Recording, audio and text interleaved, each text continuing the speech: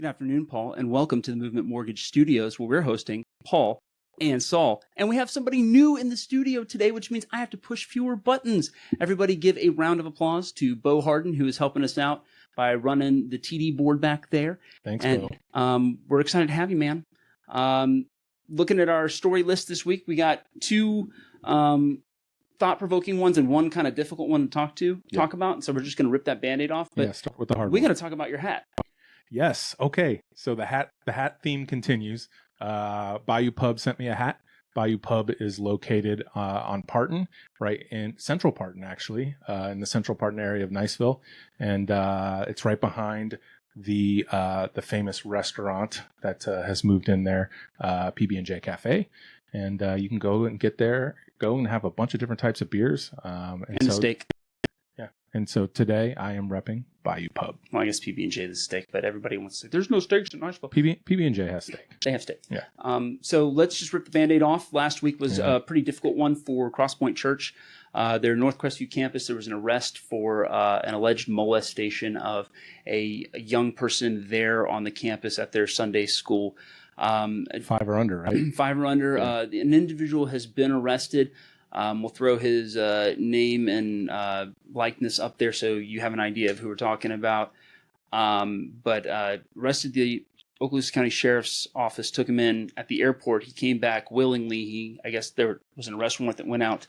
He was on some sort of work trip. He was on a work trip in England, and so he headed back to the USA, where he was taken into custody by the Okaloosa County Sheriff's Office Airport Unit, and has been released on a $10,000 bond. So what we know right now are that the accusations are pretty graphic. They believe, the Crestview PD believes and accuses this gentleman of putting something together for the last 4 months about where multiple incidents have happened. For what it's worth, I think it's worth mentioning. Crosspoint, talked to us. They've been talking on social media. They talked in their newsletter about it. They've pretty much had what I would consider as a PR professional pretty good communication about the event. Sure. There's no cover up. There's no hiding of it. They're talking about it like immediately, right? Which is, I mean, as a PR professional, that's immediately what I would recommend. But it's one of those hard things that is uncomfortable to talk about. I mean, I have a 5-year-old daughter. And so this one hit pretty close for me. I was pretty angry about it, and then I remembered like Christopher, innocent until proven guilty. It's a hard deal, though. Yeah, it's definitely difficult. I have 4 kids, and it's a challenge when these situations happen. And I try to remind myself, like, this type of evil, alleged evilness, happens all over the place, and I don't think we should hold it against Crosspoint or any of the other church leaders who lead Crosspoint. I think, like you said, they've done an excellent job at responding to the issues. And this, unfortunately, could happen anywhere. Well, I mean, you and I are both Catholic, so our church has had a long history of that. Right. But like, my dad is a Protestant priest.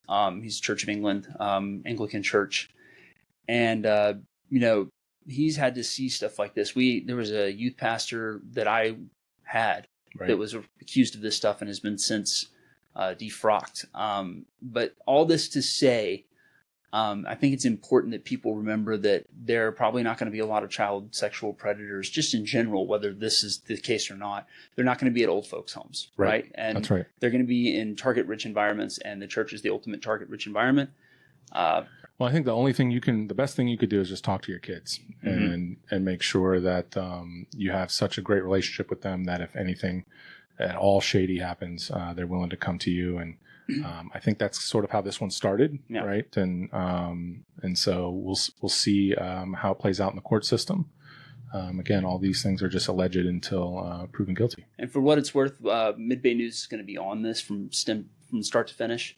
I think one of the things that's been really hard about journalism the last 30 years is that we will announce the arrest and then nothing will happen afterwards. And so we've put not a new policy, but a policy in place that is new relative to the industry. That is like, if we report the arrest, we're going to report the resolution. And so stick with us. We'll be paying attention to this thing as it develops, let you know what's going on. Yeah. I mean, we literally have a board right there with 2, 4, 6 names, 5 names on it.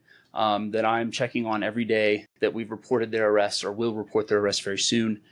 And we will have more information as it comes out. Yeah, fair enough. Let's move on to happier topics. Please. So a bittersweet goodbye to head football coach Grant Thompson. The head Niceville football head coach announced that he'd resigned from the program effective last week. Yeah. And that means that there is a power vacuum is probably not the right word, but there's a spot at the top at one of the 4 best football programs in the state as of last year. And lots of speculation. Not, of course, about why Grant left, but I think that that's his business. I went and checked just so the rumor mill, we can get ahead of the rumor mill. There have been rumors that he was under investigation by the FHSAA for recruiting violations. Well, your boy, not true. Yours truly, went to the source, went to the FHSAA and asked, like, hey, is this guy under investigation for recruiting violations? They said, nah. Yeah. So if you see, tell your friends, tell your moms, like, there's not any. There's no smoke for this fire. It's a personal decision. Yeah, he just want to do it anymore, and that's fine. It's a stressful job. I can only imagine dealing with parents. Sorry, parents. With the kids. Sorry, kids. The fans. Yeah. Us. Like, it's not the most relaxing thing you can God do. bless the next guy. He's got to come in. Big shoes to fill, especially after a Final Four appearance here with a triple overtime loss to the eventual state runner-up. There are names. There are names bandied about. We put some of them up on our website. Just what I've been hearing from the rumor mill. Top of the list, I think, was Tommy Lee Whidden, who is the Mosley head football coach, the Panama City News-Herald. Shout out to the Panama City News-Herald, who went and talked to him, and he said, I am not interested at all. He likes Mosley. He likes Lynn Haven. He's going to be there. So X that one off your list. So that leaves like maybe 2 or 3 guys who have had past history with That's 2 or 3 guys with history, and it's 2 or 3 guys that are kind of like your knee-jerk first names. So next up would be an associate head coach, Adron Robinson, who is a Niceville High School state champion with the 88 team. That's right. Does a lot with the community as well as also the girls flag football coach. Yes, and they have a very good team. And they're quite excellent as well. Yep. Looking at kind of in the recent past, David Hedges is also on that list. And David is back in the area. He's back in the area. He was in Colorado. Now he is at Vernon High School. Yeah. And so he's starting a job there with a smaller district school. And then finally have Brooks Perry. Brooks is also a very good football mind. He's been here for several years and would, also be in serious consideration. But that means that the unknown unknowns have, a strong leg in this fight too. Yeah, I guess here's my take. Like, I think it has to be somebody who's probably already living in the area. Mm-hmm. I mean, to pull somebody from a different part of Florida or a different geographic region is just going to be challenging. At the salary that we're going to have to pay this person, they're probably not going to be too excited about Niceville's high cost of living. And you've had conversations with Mr. Morello about that before. So I really think we're probably looking at somebody who's already here. Yeah. I mean, so we did a story, and I should put this one in the show notes as well, about the cost of living and teaching and, test scores and all this stuff and how it all kind of works together. Yep. And the long story short of it is it's really expensive to live in Niceville. And if you want to coach high school football, you probably need to live in the town where you coach for a bunch of reasons. But one of them is you're just going to be doing a lot of late nights in the fall. That's right. And so you have to have a place that you're living. You have to have a connection to the town because people are going to want to see that as well. That's just kind of the reality of the situation. And Coach Morel, Mr. Morel, he was a coach, told me last time that they were having this coaching search 6 years ago. He had a guy that he was like, this guy is the dude. Right. And he ended up saying no because this is 6 years ago. They looked at the price of living here. Couldn't figure out how to make it work. He said, it ain't going to happen. Well, I mean, maybe that was a blessing in disguise, and we got Coach Grant, Thompson for that period of time, and no doubt. So now maybe we'll but the economic realities are still there. Yeah, right. I get and it. So I completely agree with you. It's going to have to probably be somebody local or local adjacent, or with deep ties to the community for it to make financial sense for them to come here. If not, I'd love to be wrong or not wrong. I don't really care. I wish there was a way, sort of like with college head football coach searches, where we could like track planes and stuff and figure out who was coming in to interview. Brother, we can do that. No, they're not going to fly in on planes, but we can still track planes like they're on the planes. I mean, yeah. No one's flying in on private planes, I don't think. But. That we know of.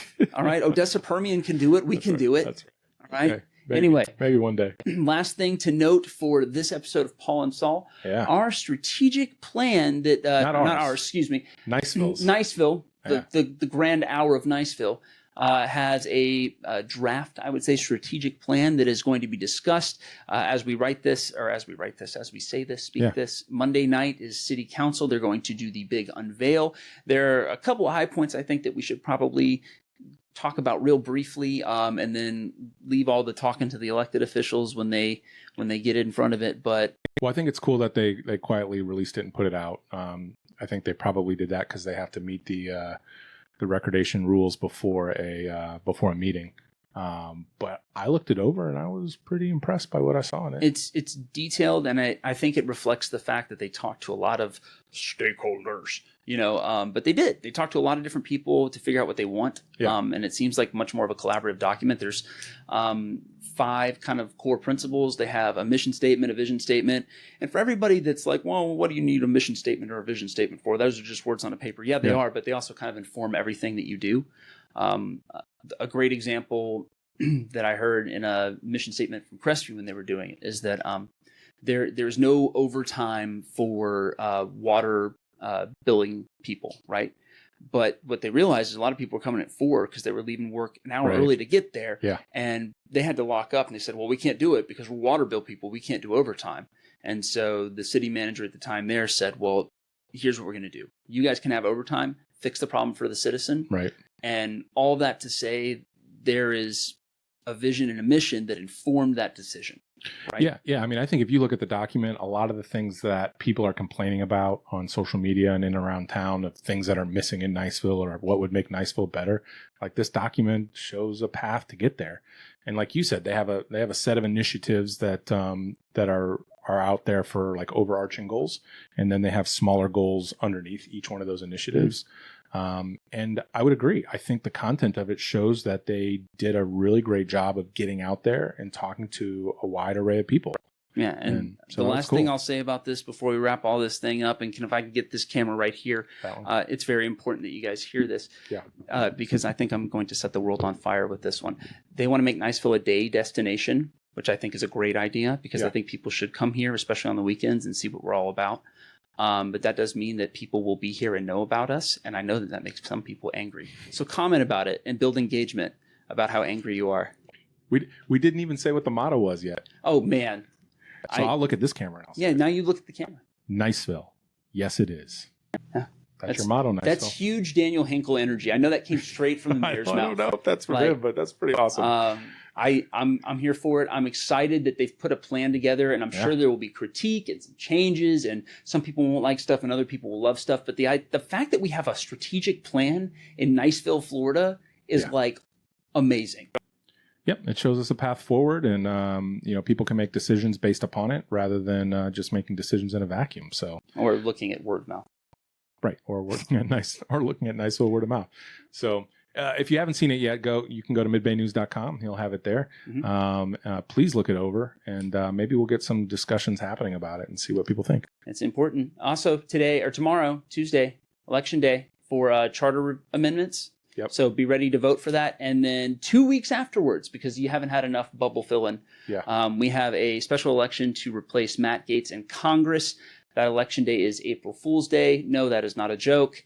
You can early vote as well. And then mail-in ballots, I believe, need to be requested pretty soon if you want to do a mail-in ballot for that one. So get your ducks in a row, vote. It's important. You have to be Republican for that one, right? No, because it's a general election. Oh, general election now. Jimmy Petronis, the Trump-endorsed CFO of the state of Florida. That's right. He already won that primary. Gabe Alamont, who is the Democrat that ran against Matt Gaetz last November. And then there are 3 write-in candidates, but you know what's going to happen there. Okay. That's what we got. All right, cool. Be nice, Niceville. You heard the man. See ya.